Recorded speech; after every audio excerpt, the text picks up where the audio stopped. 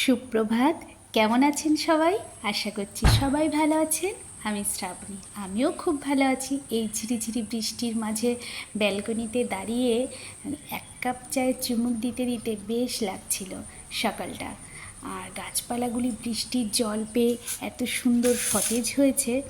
আর এই সকালটাকে সুন্দর করার জন্য ঘরে গিয়ে বড়মশাইকে বললাম একটু ময়দা মেখে দিলে খুব ভালো হয়, তাহলে আমি এখন গরম গরম লুচি আর চিকেন কষা করব। তো বড়মশাই ময়দাটা মেখে দিল আর আমি ছোট ছোট করে লেচি করে নিলাম। এবার এই লেচিগুলোকে একে একে বেলে নেব। বেলা হয়ে গেলে কড়াইতে তেল দিয়ে তেল গরম হলে লুচিগুলো পরপর সুন্দর করে ভেজে নেব। আর অন্য দিকের কড়াইতে আমার চিকেন কষা প্রায় রেডি। এবার সুন্দর চিকেন কষা ও লুচি খাবার পালা। এই গরম গরম লুচি ও চিকেন কষা কিন্তু দারুণ লাগছিল। আপনারাও বানিয়ে খান।